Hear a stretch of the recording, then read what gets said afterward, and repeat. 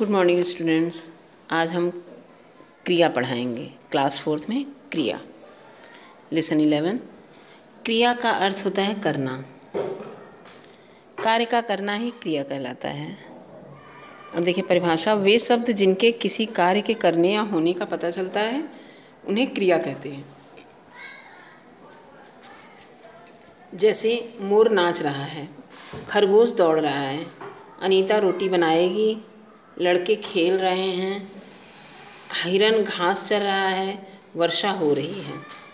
देखिए उपरोक्त रंगीन शब्द वाक्य शब्द क्रियाएं हैं। इन शब्दों के किसी न किसी कार्य के होने या करने का पता चल रहा है। जैसे हिरन खा रही है, घास चर रहा है, तो चरना क्या है? कार्य हो रहा है। बच्चे खेल रहे हैं, यहाँ भी कार्य हो रहा है।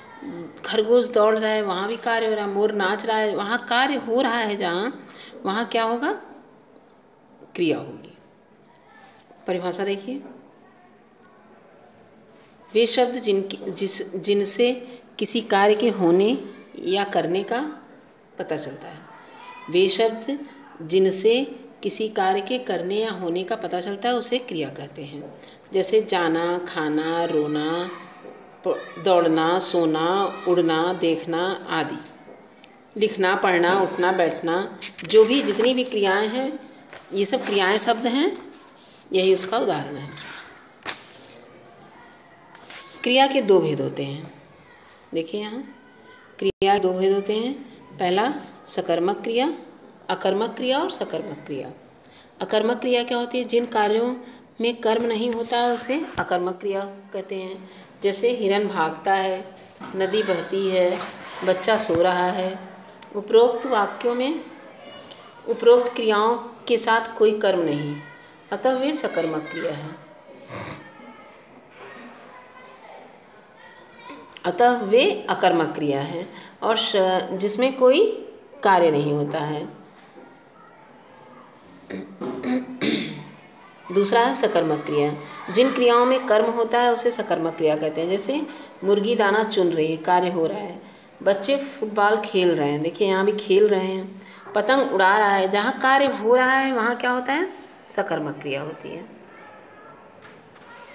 अब देखिए चुन रही है, खेल रहे हैं, उड़ा रहा है, ऐसी क्रियाओं को क्या कहते हैं? हम सकर्मक क्रिया कहते हैं।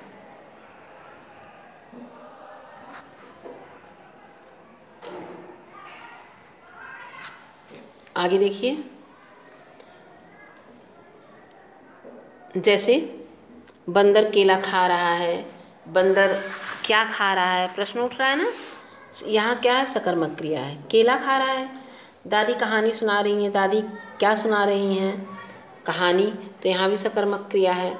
अब देखिए अकर्मक को कैसे पहचानेंगे? खरगोश उछलता है, क्या उछलता है पता ही नहीं है, तो यहाँ क्या है? अकर्मक क्रिया है। सुधा नाच रही है, क्या नाच रही है? उसमें कोई अर्थ छिपा है ना, तो यहाँ क्या है? अर्थ। अकर्मक क्रिया है। देखिए कार्य का करना या होना क्रिया कहलाता है। कार्य के बिना वाक्य अधूरे होते हैं। क्रिया के दो भेद होते हैं, सकर्मक क्रिया और अकर्मक क्रिया। क्रिया किसे कहते हैं?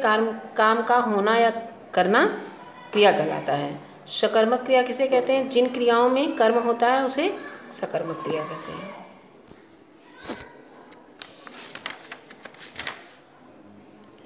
अकर्मक क्रिया, अकर्मक क्रिया किसे कहते हैं? जिन क्रियाओं में कर्म नहीं होता है उसे अकर्मक क्रिया कहते हैं।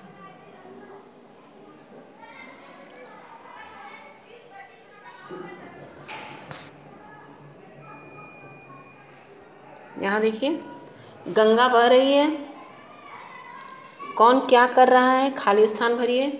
गंगा बह रही है, बकरी मिमिया रही है, शेर दहाड़ रहा है, तोता टें कर रहा है, गाय रंभा रही है।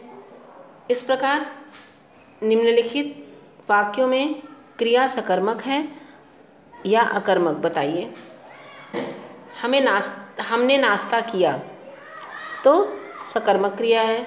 नानी ने बच्चों को कहानी सुनाई, यहाँ अकर्मक क्रिया है।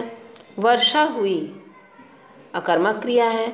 कुत्ता भौंका, अकर्मक क्रिया है। पक्षी चहचहा रहे हैं, सकर्मक क्रिया है।